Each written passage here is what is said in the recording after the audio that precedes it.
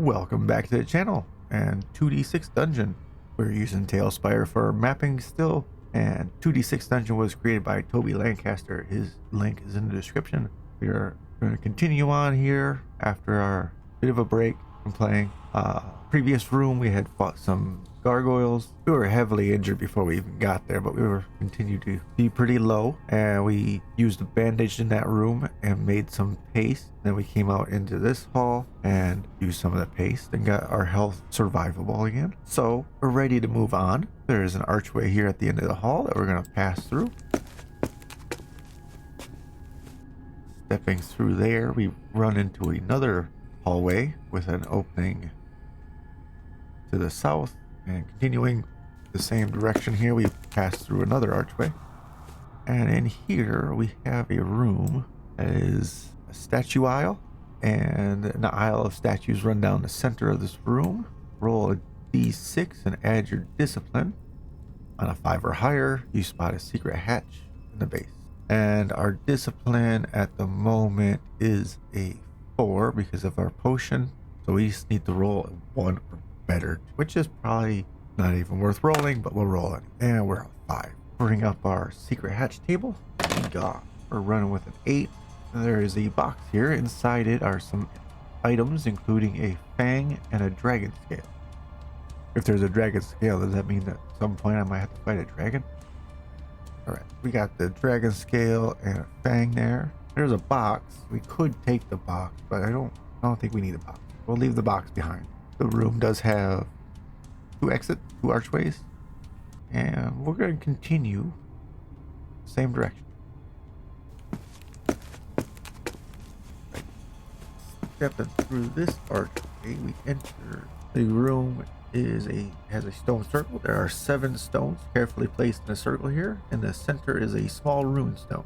And the warning here: if you take the rune stone, blue bolts erupt from a stone and hit you. You lose 12 HP. Why would I even want to touch it? I mean, the rune, it would be nice to get another rune, but I don't need it that badly. We just got healed. We're going to avoid the circle. We'll go over to this door. Let's check the door and see if it's locked. It is a wooden door. 2. On a 3, it is unlocked. Go ahead and open the door up and then step inside foolishly. For what is inside is a black void. Set into the ground is a void. It is bottomless and the edges are in flux and is pulling at you. It seems hungry. You can't resist. You must drop one large object into it, and then it closes and you escape. The room is a dead end, so let's see what we're dropping real quick. Let's go ahead and sacrifice the large severed paw. We don't really need that, so toss that in, and the void closes, and then we're gonna step back into this room and close that door.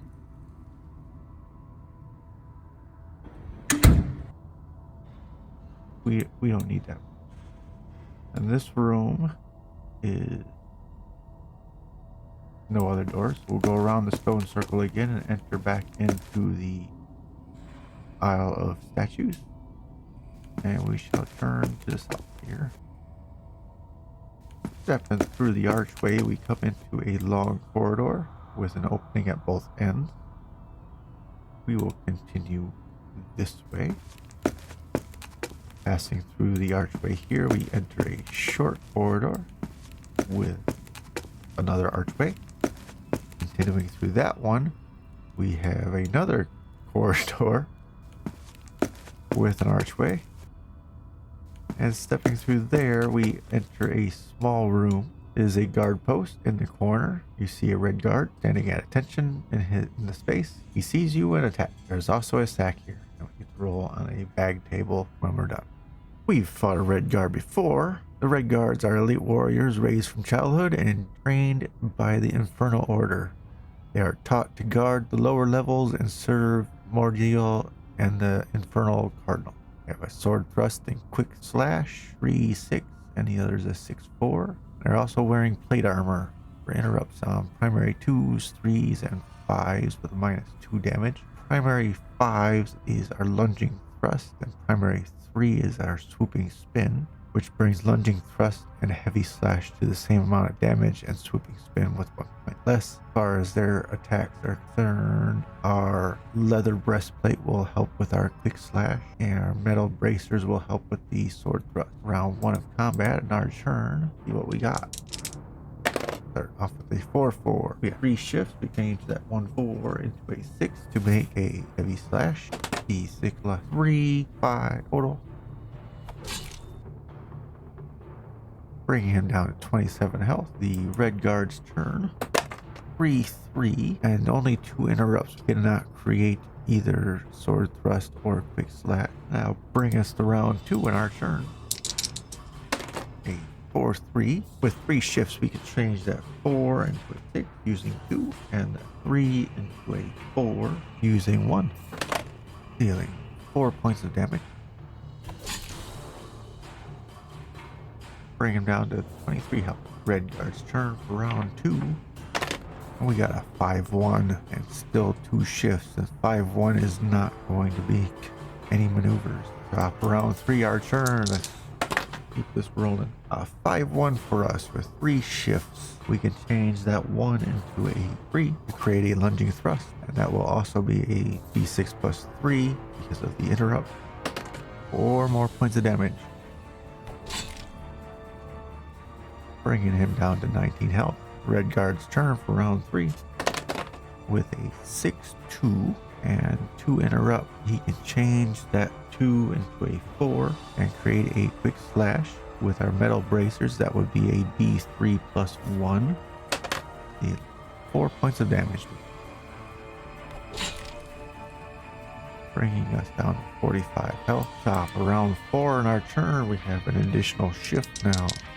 4 shifts total. A 5 and a 3. That is an exact lunging thrust. So we get to add all 4 of those shifts onto our thrust, making it a D6 plus 7. A total of 9 damage. Bringing him down to 10 health. And it's the red guard's turn for round 4. He's got 3 shifts now. And 2-6. 260 just needs to move that 2 into a 3, create a sword thrust, and our divine leather breastplate will lock 4 points of that, bringing it to a D6 minus 3, 2 points of damage to us.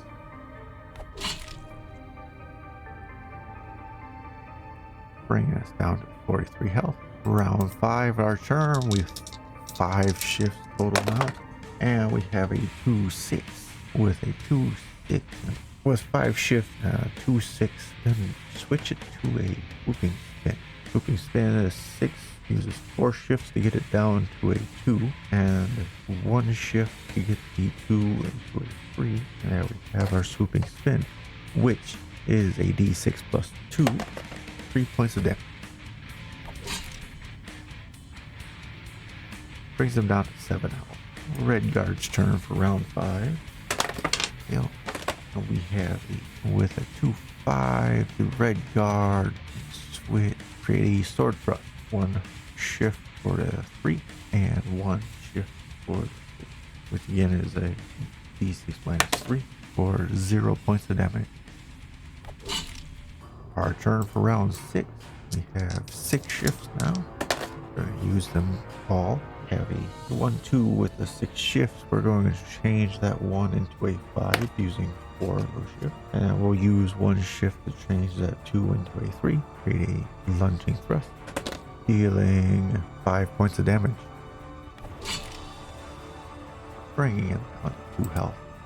Red guard's turn for round 6. And a 5-1 and 5 shifts. He can change that 5 into a 6 and that 1 into a 4 to create a quick slash. Be a D3 plus 1. 4 points of damage. Bringing us down to 39 health. On to round 7. Our turn. We don't have any interrupts that are affected by round 7 issues. So we'll continue on. 2-2 and 6 shifts. We can change that 2 into a 5 and that 2 into a 3. Create a lunging thrust 3. And finally got max damage on him. when he doesn't need it. And so we'll knock him down. For XP, we're 1 point short of making level, but now we're going to be up to 5,159 experience. The red guard has a pouch on it, and there is also a bag in the room. Let's roll on those. Pouch first. We have 8. Tucked inside is a lockpick plus 2 uses, and some Malacro leaves. We didn't have a plus 2 lockpick. We have a large pile of Malacro leaves though. And now for the bag, we can get rid of the red guard here. The bag that was in the room has, you tip out a collection of objects including a purse containing 2d6 plus 15 silver pieces and a bracelet worth d6 plus 15 gold pieces.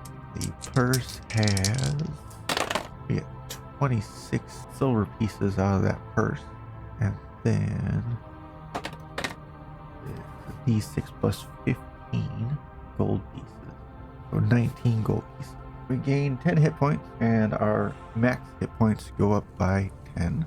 So we'll go up to 49 health and 70, and then we are turning level 7, and the XP needed for level 8 is 10,000. At level 7, our precision is going to go up to 4, but shifts and disciplines remain the same. Maximum number of maneuvers is still 3, with level 2 being the best, so we'll keep our maneuvers the same. I don't think we'll change those for a while. I'm liking these ones. So let's continue on to the next archway here. Passing through the archway, we find another short corridor with 3 exits to it, and we'll continue on straight across, and we enter into a room. There's a lead shrine. There is a dark metal shrine here. It is formed into a shape of a great wave. On it is a metal tray. You can power up 1 primordial scroll here. Place it on a tray. The scroll now does double damage. Only we have 2 mental whip scrolls, which are Psyche, and a scroll of balance, which is back up. So we don't have a scroll that we can use here, but if we find one, we could bring it back. The room has 2 doors to it, 1 north and 1 south. They're both wooden, and we have to check to see if they're locked. So we'll check. Red die will be the north door, and black die will be the south door. South door is locked. North door is not locked. You can see those with a 460. North door is going to be unlocked, and the south door will be locked. We will go through the unlocked door. We'll head through this door and open it up. Step into the room. What we find here is a liquid vat room. Set into the ground in each corner is a metal vat, sinking dark liquid. They are full of acid. You back away as 2 zombies emerge. You must fight them. There are reinforced doors here. Zombies emerge, and limey acid covered zombies will move closer together here. One thing I did, because of how much space there was, I just added a little corridor here to connect that back, because there wasn't room for a room. The zombie turns in our direction, the flesh loose on its face, a blank terror suspended in the white globes that are its eyes. It moans and lopes towards us. It's got a clawed hand with a 4-3 that is going to be blocked by our metal bracers, so that will just be a straight d6 roll. And their interrupt is a lifeless corpse on secondary 1, 2s, and 6s, a -1 damage, and that's going to affect our swooping spin, so it'll be a d6 plus 3 for that one. Pop around 1 our turn, swinging at the zombie in the middle, I guess, the middle of the screen. A 5-4 to begin with, and that is easily swapping the 4 down to a 3, create a lunging thrust. And that is going to be a total of 11 damage. Very nearly 1 hit kill, leaving which is 1 health. We'll jump over to that zombie's turn for round 1 with a 5-6 Only one shift. They can't do a clawed hand with that. We easily dodge out of his way. Over to the other zombie's turn. With the 3-2, one shift is not gonna make a clawed hand with that either. On to top of round 2 in our turn. Swing at the same zombie. 3, 4, and 3 shifts. That's actually 2 shifts to go to 5, and 1 shift to go to a 3, making for another lunging thrust. And that zombie is dead either way. Making him 0 health. And down. On to zombie number 2's turn for round 2. 5, 3. 1 shift, he can take that 5 to a 4 to create a clawed hand. Apparently angry that I took out his friend. That clawed hand, ow. Clawed hand is going to be 6 points of damage.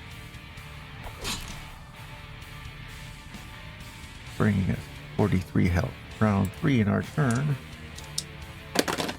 With a 5-1, we can use full shift to make a lunging thrust. And that is 7 points of damage.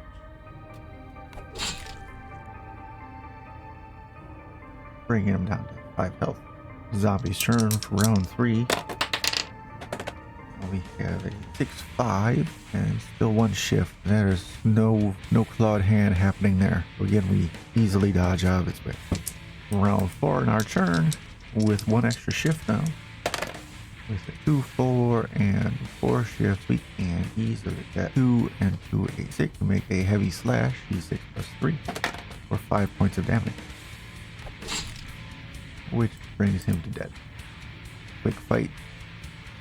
Each zombie is worth 38 XP, therefore we will get 76 total, and both have some sort of treasure. We'll roll this for that in just a moment. Our XP goes up to 5,235 behind the zombie card. And on the body search table, we got 6 attached to the belt as a wallet. Inside you find some Malacco leaf. And our other body is 9. See that 9. Rolled up in cloth are some sticks of charcoal and a quill feather. There's also a pouch containing 4d6 plus 20 gold pieces. 29 gold pieces in that wallet. Let's do gold first. There's 485 gold. Then we got another pouch. We have more Malacco leaves. Put those down there. Sticks of charcoal and a quill feather. We are ready to backtrack. There's our experience up more. So that's just gonna circle back. We'll leave there, back into here. Question is, well, you don't really have to unlock this door because there's an archway open right over here. Let's just go that way. Had a recording mistake on this room. We entered into a bloodied block room. Standing in the center of this empty space is a bloody tree stump. Near it is a tooth and grizzle. You approach, distracted by the grim sight in front of you, and you do not notice a trap. What we have was a swinging log comes down, and if you have a great axe, you can chop it in 2. Otherwise, you lose D3 hit points. And I had forgot to update the health display, but I took a little bit of damage. It gets corrected in the next room. So open the door up and step inside.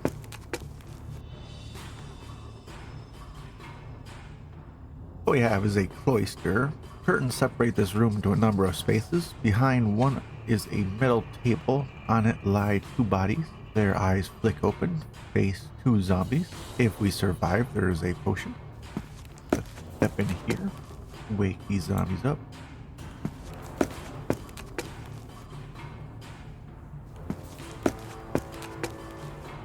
Face down 2 zombies again for round 1, starting off with us. Let's go ahead and throw something out. Maybe we can knock one out. Get one of our throwing knives out of here. We'll throw a knife at the zombie on the left. 3-5 is not affected by his interrupt. Therefore, he's going to take 4 points of damage. Bringing him down to 8 health with that. Then we'll do our sword attack. 2-5. 3 shifts. Apparently throwing the knife first messed up our attack because we could not create a hit with the 2-5. Zombie's turn for round 1. 4-4. 1 shift, we can change one of those 4s to a 3 very quickly. Create a clawed hand at us. And just like before, the bracers will help with this. So it's just 1 point of damage. Oh, I forgot to update the sheet on the side. We're at 39 health. And second zombie's turn on round 1 here. We have a 4-6 with 1 shift. No clawed attack from the second one. We're getting our bearings. We're able to dodge that one. Round 2, our turn. Let's see if we can recover. With a 4-2, we can turn a 4 into a 5 and the 2 into a 3. Create a lunging thrust, dealing 11 points of damage. And that will take him to 0. The zombie's turn for round 2. 2-4 with 1 shift is not going to be a clawed attack this round. Back to our turn for round 3. And a double 1. Oh, double 1 on that, making us a miss. Zombie's turn for round 3. And they're running a 4-1 and only 1 shift, so they can't turn that 1 into a 3. They would need 2 shifts for that. So no clawed attack this round again. Moving on to top of round 4 in our turn with 1 extra shift. And we have a 5-5. We're going to turn the 5 into a 3 to create another lunging thrust. I'm doing 9 points of damage. Bringing a zombie down to 3 health. Zombie's turn for round 4. 1-4 with 2 shifts is not going to be a clawed attack. Maybe if the zombie had a hand here, they could make a clawed attack. They're having issues. Top around 5 in our turn with a 5-4. Turn that 4 into a 3. Create another lunging thrust, dealing 8 points of damage. And that's going to finish for. That'll be 2 more zombies down, bringing our XP up to 5,311. That is done behind the zombie card again. We have 2 bodies to search and then a potion. Suppose we can look at the potion first.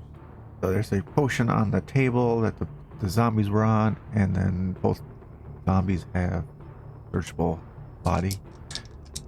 So let's get 1 body quick. This one has 9, 46 gold and pouch, 39 gold. That'll bring 524 coins. We will just X2 everything down here. We have another pouch first. 9 pouches now. And the other body is body stinks and is a cloud of spores erupt and I lose 1 health. I'm going to say that was the one that was missing a hand and unable to claw attack us. Getting its revenge, doing an extra health after it was dead. And now the potion has a further healing, gain 25 health points and exceed baseline. And we could definitely use some health. So we're going to just drink that right now.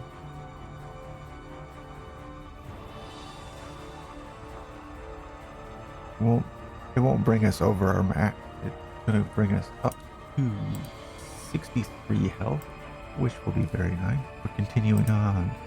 The room has an archway exit over here. So we make our way over to it. The dungeon is getting filled in pretty nicely.